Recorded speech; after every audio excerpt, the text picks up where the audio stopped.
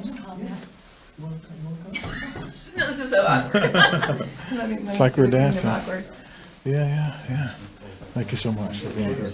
Shannon Berry. Right? Shannon Berry, that's Yeah, correct. that's right. I just want to make sure I'm right. Amen. Good afternoon, everyone. Is everyone ready? All right. My name is Sean Barnes, Shonbarnes. I'm the Chief of Police for the Madison Police Department.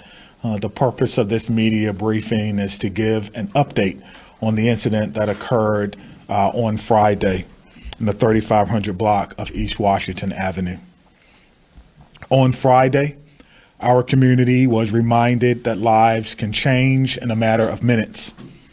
In just 13 minutes, our detectives were notified of a homicide suspect in our city, received information that he was armed, spotted the suspect, and followed him into a local business along the 3500 block of East Washington Avenue, where officers encountered the suspect. To best understand how Friday's events unfolded, I want to share more information about a homicide that occurred on Richard Street last week. Early Wednesday morning, witnesses reported hearing a loud domestic argument between a man and a woman. The witness reported being concerned when she did not see the woman later in that day. Ultimately, we were dispatched to do a welfare check on the home. Officers were able to see a woman, Miss Kristen Schmidt, face down in the apartment, and the officers forced entry. Pending toxicology reports, her preliminary cause of death was manual strangulation. Detectives quickly identified Justin P. Kopmeyer as the suspect.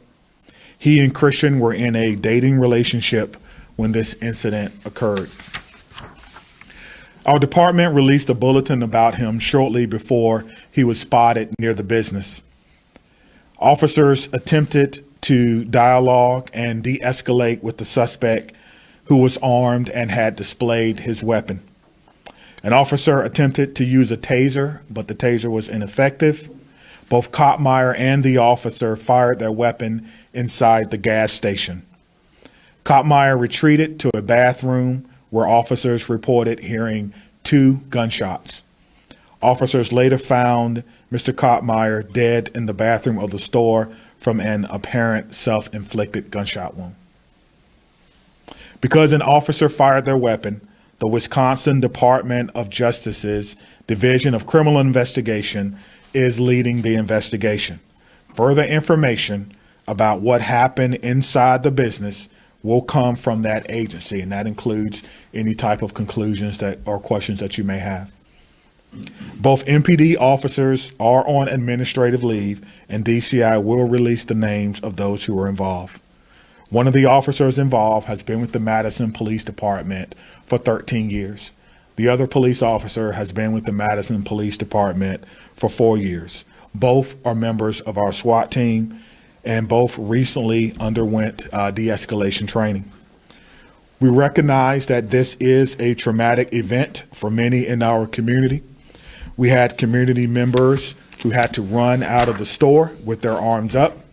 We had people living nearby seeing and observing a large police presence, and our SWAT officers surrounding this business. We had drivers concerned about seeing a large police presence and streets blocked on East Wash during our busy rush hour. We hope that you will reach out to someone if you are struggling trying to make sense of this incident. I want to thank the officers, the brave men and women of the Madison Police Department, for their quick response. Minutes matter very much during these emergencies, and they are dangerous situations. I thank our officers for their bravery and for their courage. I also want to thank the officers who manned the perimeter for hours in the cold and snow, as well as our command staff members who came in to help organize this event. I want to give a special thanks to the employees of the business who worked with us to give us valuable information and also to ensure the safety of the customers. With me today is Ms. Shannon Berry. She works with victims of domestic violence. I'll allow her to come up and explain to you who she is and why I invited her. Ms. Berry. Thank you, Chief. Good afternoon, everyone. As you heard, I'm Shannon Berry. I'm the Executive Director of DAYS, Domestic Abuse Intervention Services. I want to extend my deep appreciation to Chief Barnes for the invitation to be here today. Madison has lost 2 women to domestic violence in the last week, within just a couple of days of one another. They leave behind family members, children, friends, and neighbors who loved them. These women are not just statistics. They were human beings living complex lives like the rest of us and doing the best that they could. Domestic violence is an epidemic everywhere, including here in Dane County.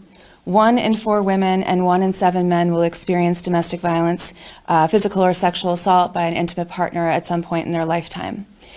Domestic violence victims are 6 times more likely to be murdered by their abusers when attempting to leave the relationship than at any other time.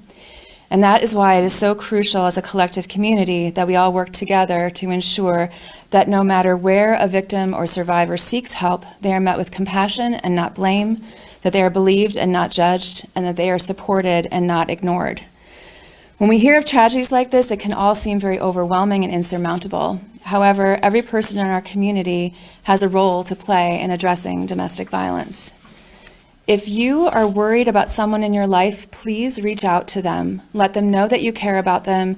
Provide them with local resources. If you need help in figuring out how to approach someone that you're worried about, please call DAYS yourself at our 24-hour helpline, which is 608-251-4445, or our 24-hour text line, which is 608-420-4638. One of our highly trained advocates is there to assist people. Every person can be a voice of change standing up against domestic violence in all of its forms. Talk with young people in your life about what healthy relationships based in mutual respect look like. Educate yourself about relationship violence and this pervasive issue. Be a visible ally to those experiencing domestic violence, letting them know that the violence is not their fault and that help is available. Learn how to be an effective bystander, intervening when you hear or see harmful messages that support intimate partner violence in our community. And share information about resources available across Dane County from organizations like DAYS, Unidos Against Domestic Violence, the Rape Crisis Center, and others. And most importantly, if you see or hear something concerning and believe someone is being attacked, please call 911. You may save a life. Again, I wish to thank Chief Barnes for the invitation to be here today, and on behalf of all of us at DAYS, I also wish to thank every person at MPD for their continued work to support victims of domestic violence and their children. Thank you. Thank you so much. Thank you. Thank you so much. Take a few questions. Chief, can you explain if one of the officers who fired at Kottmeyer, was he successful at striking Kottmeyer, or was Kottmeyer hit by a bullet? Well, we'll have to wait until we see the reports from the medical examiner, but we believe that he was successful in firing that round. However, it was not incapacitating. Can you say anything more about the tip that you got that the person, Kottmeyer, was in that area? Who called it in, or who told you? Well, I can't tell you who told us that, but officers and detectives have been working on it the entire week. We had worked with other law enforcement agencies. We had found the vehicle that was involved in another jurisdiction and just started putting the pieces together and really calling anyone who may have been in that circle. It could have been people in the circle that wasn't aware, which is why you want to give them a call and say, hey, we're looking for this person. Do you know anything about it? And it was almost simultaneously from the time that we were where we thought he may be to the time that we spoke to someone that knew that he was there. So, yes. Were either of the 2 officers who are now on leave ever discharged before for the department? Not that I'm aware of, no. Can you say if they're men or women, the officers? The officers are men. Thank you so much. Does anyone have any other questions for Shannon? Yes, please. There were 2 other women, 2 women in total in the last week. Were they, did they live in Dane County? Were they Madison women? So they were both women who lived in Madison. One was murdered in Beloit on February 20th, and by an abuser that she had filed a temporary restraining order against. Unfortunately, the injunction restraining order was not granted. However, it's my understanding that she was not able to make it to the injunction hearing, which is very common, that they'll dismiss injunctions. But she was actually murdered in Beloit. Yeah, so Wisconsin, sorry. Sure, yeah, and Chief, can you follow up with that? Sure. Did MPD know of Kottmeyer as a previous abuser, or was he on your radar at all? He was not on our radar, but we did some research and found that there was one additional call on Christmas Day to the house. Officers responded. He was not there. We did not encounter him, but officers did refer those charges to the district attorney.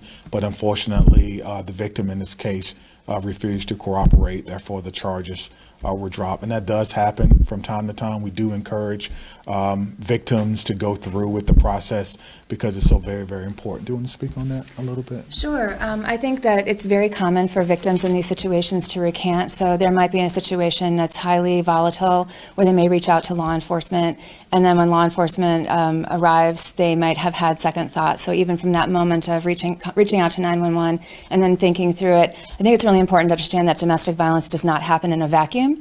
It is an issue that takes a long time. I mean, no domestic violence or no violent relationship starts with violence. It starts with a honeymoon stage, and there's typically a long history. Abusers work very hard to isolate their victims from other people so that they're kind of the only person in that person's head, and people start internalizing those messages. So unfortunately, recanting is not uncommon, and there's a lot of reasons for that, including safety. As I mentioned, victims are 6 times more likely to be murdered when trying to leave the situation than at any other time, and they have likely heard from their abusers, if you tell anyone, I'm going to kill you, I'm going to kill your parents, your children, your companion animals, I'm going to hurt people in your life. And so those messages can start really becoming very pervasive. So unfortunately not uncommon. What were the charges that were dropped after that December? There would have been domestic violence charges. Okay. Yes. So it was a domestic disturbance call. That's correct. On Christmas with the same victim. Who That's was correct. killed Wednesday. That's correct. So, Do thank you know so. how long they were dating for? Sorry. No, go ahead. Do you know how long they were dating for? I do not know. I do not. How did officers respond to the other customers who were inside the Kwik Trip when this event happened? How did they respond to the Were other? there other customers involved? Yeah, we could say there were other customers involved. When the officers came in, I mean, you really don't need the officers to tell you to leave, but everyone got out with their hands up. They followed the instructions of the officers, and everyone cooperated, which made everything go really, really smooth. And you said it was a quick event. Why was then East Washington shut down for multiple hours during rush hour traffic in that time? Well, the quick event from the time we discovered that he was there to the time the officers encountered him. But overall, it was definitely not a quick event. We wanted to make sure that, number one, the suspect was indeed incapacitated. And so we used some technology to do that. But no, we wanted to make sure that everything, and again, it's a crime scene. We don't know how long it extends. And so we wanted to make sure that we were doing our due diligence before we turned it over to DCI. Were there children inside of the Kwik Trip at the time? I'm not aware. Okay. All right. Thank you.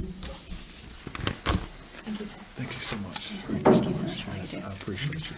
Please, News 3 Now is always on. Get the Channel 3000 app, activate the push alerts, and we will send you breaking news, traffic, and weather alerts as it happens. The Channel 3000 app. Get it now. Powered by News 3 Now.